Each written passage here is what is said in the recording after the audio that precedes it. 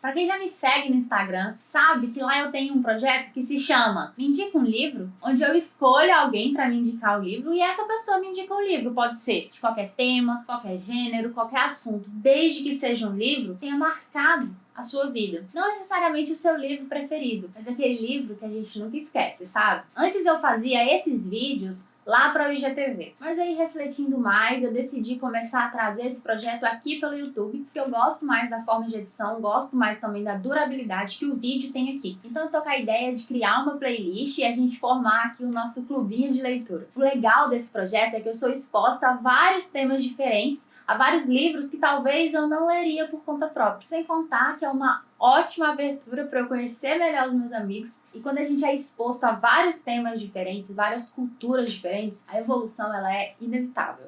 Então, vamos começar! O primeiro vídeo da série...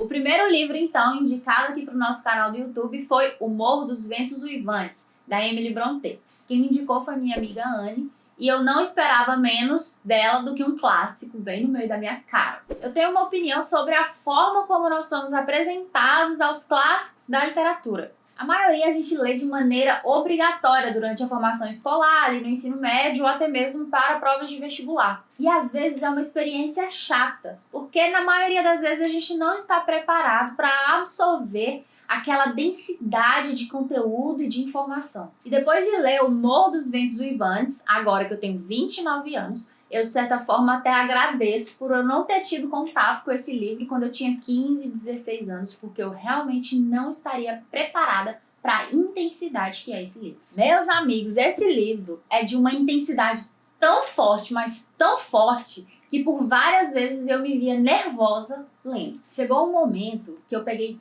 tanta agonia de um dos personagens que eu parei de ler.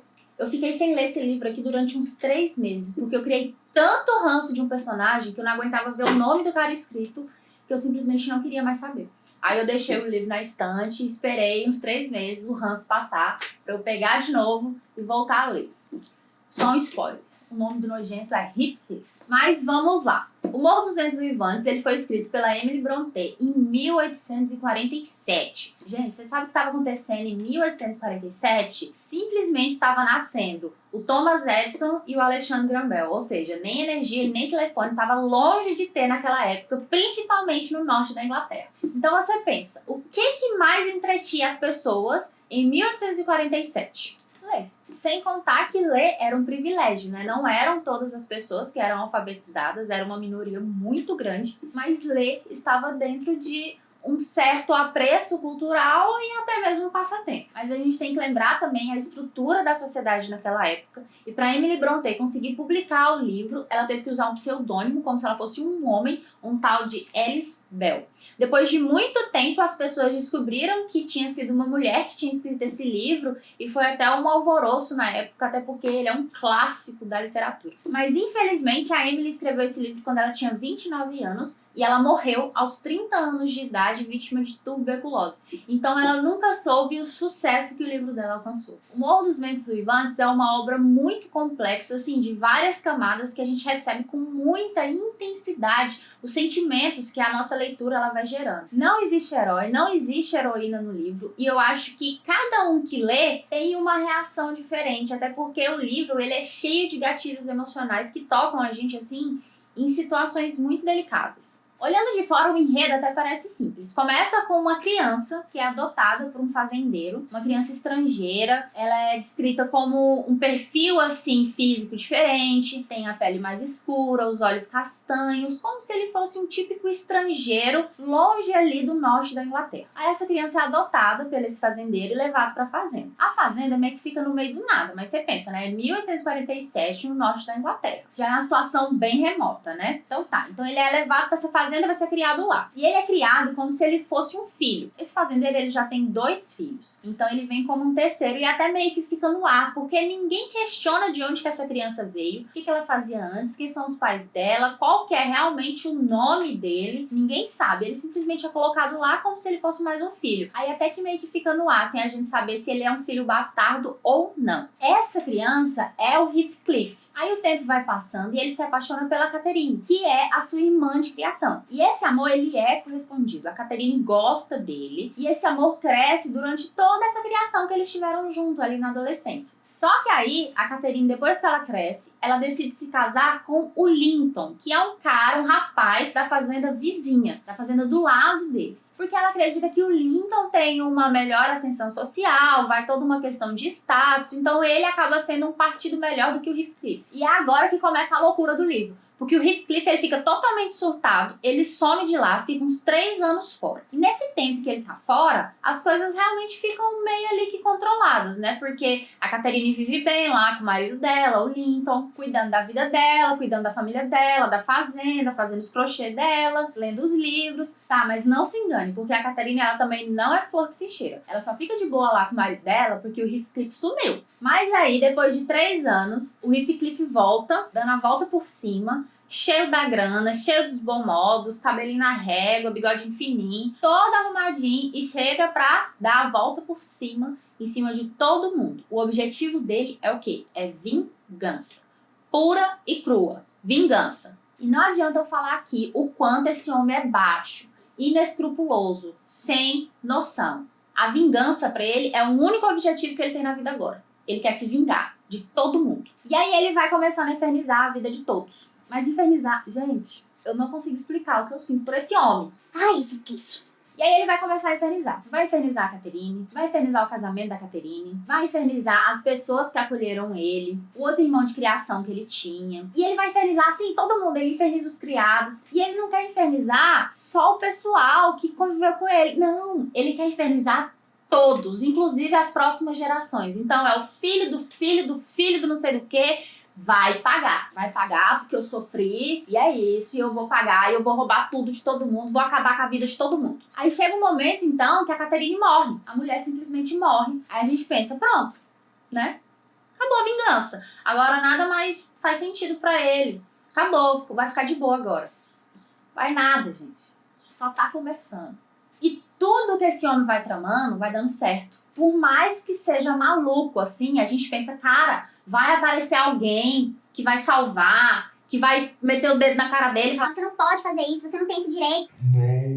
tudo que ele vai arquitetando vai dando certo. E é por isso que o livro, ele causa tanta angústia, porque a gente vai ficando agoniado, a gente fala, cara, não tem como todo mundo aceitar isso, todo mundo abaixar a cabeça pra esse homem, fazer tudo que ele quer, mas vai dando certo. Só que é engraçado porque a gente olha com a visão de, eu pelo menos, né, de uma mulher que vive em 2021. É totalmente diferente de uma mulher ou de criados de pessoas que viviam em 1847. É uma visão, assim, surreal da realidade, de como era antes e do que as pessoas eram sujeitas a aceitar simplesmente por questões culturais, religiosas, estruturais. E é engraçado porque o Heathcliff, ele simplesmente se desprende desses quesitos de boa convivência, de sociedade, de educação, até mesmo de religiosidade. Ele fica tão inconsequente que parece que ele simplesmente aceita que ele já vai morrer, ele já vai pro inferno. A morte pra ele é como se fosse uma libertação, que ele ia se libertar da dor que ele sentia. E aí ele começa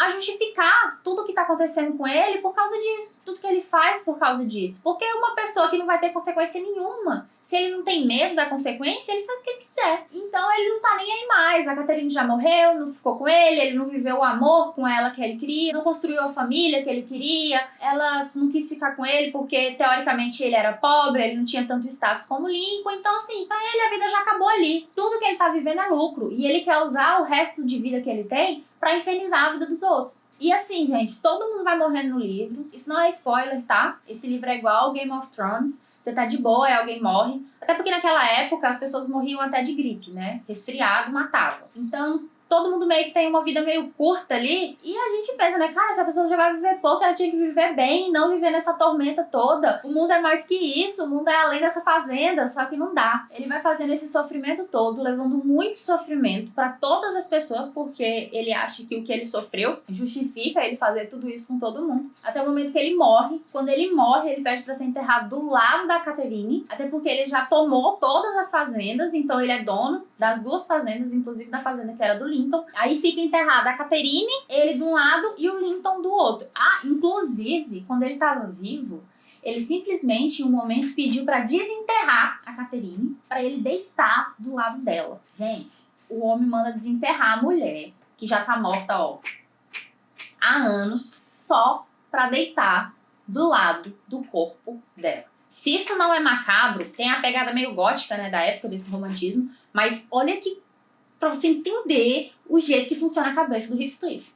Aí depois que ele morre, o povo ali da região é tão assombrado, tem tanto medo dele, que as pessoas começam a falar que o espírito dele começa a vagar junto com uma mulher, que supostamente é a Catherine. Como se, mesmo depois de mortos, eles ainda usassem desse amor que eles têm um pelo outro para poder comprovar, para poder assombrar. Existem outros contextos no livro, né? Algumas histórias ali meio que paralelas de pequenos relacionamentos, mas o livro em si gira em torno desse amor doentio que o Heathcliff tem pela Catherine, e esse amor ele é correspondido. Catherine é tão maquiavélica e tão manipuladora quanto o Heathcliff. Catherine é ordinária. Ela é uma mulher ordinária. Ela não tá nem aí também pelas consequências do que ela faz. Ela sabe que o Heathcliff é louco nela, então ela também usa isso a favor. Ela manipula, ela joga, ela tem um poder de sedução ali em relação a ele. E eu consigo imaginar, consigo mesmo ver, pensar assim, que na época que esse livro foi lançado, na época que as pessoas começaram a lê-lo, que ele começou a fazer sucesso, eu consigo imaginar as moças lendo esse livro e querendo um Heathcliff para chamar de seu, porque é um amor tão absoluto assim e ele pode ser romantizado. Consigo imaginar pessoas querendo ser amadas assim como Heathcliff amava a Cat, mas gente, é um relacionamento totalmente doentio, extremamente abusivo, extremamente tóxico, opressor.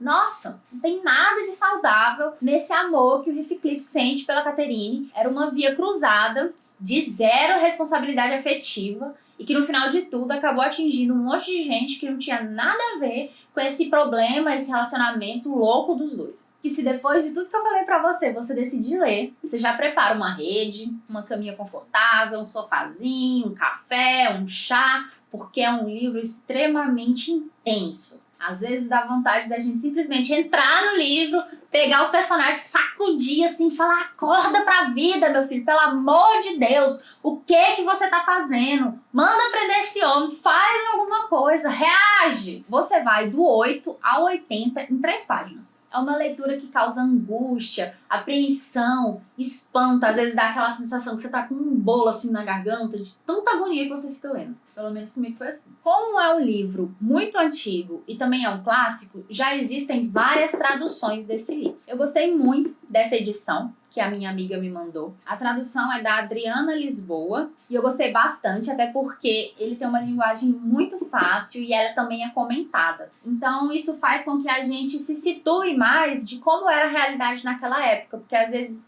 acontecem palavras ou acontecem situações que já não são mais tão culturais assim. Vou deixar o link dessa edição aqui na descrição do vídeo, caso você se interesse. Eu acho que essa daqui foi uma edição muito satisfatória e fez eu entender bastante o que estava acontecendo. E se você já leu o livro, eu quero que você me conte a sua opinião, se você gosta ou não gosta do Heathcliff. Quero ler aqui nos comentários, tá bom? Muito obrigada, Anne, por ter me dado essa indicação. É um livro que com certeza me marcou. Eu acho que eu nunca vou esquecer dessa história. E agora eu posso falar que eu li O Morro dos Ventos Uivantes. Agora, o nosso próximo livro da série Me Indica um Livro será A Morte é um Dia que Vale a Pena Viver, da Ana Cláudia Quintana Arantes. Então, se você é novo por aqui e não quer perder a nossa próxima discussão no nosso clubinho de leitura, não deixe de se inscrever no canal. Se você gostou do vídeo, deixe o seu like. Um beijo e até o próximo vídeo.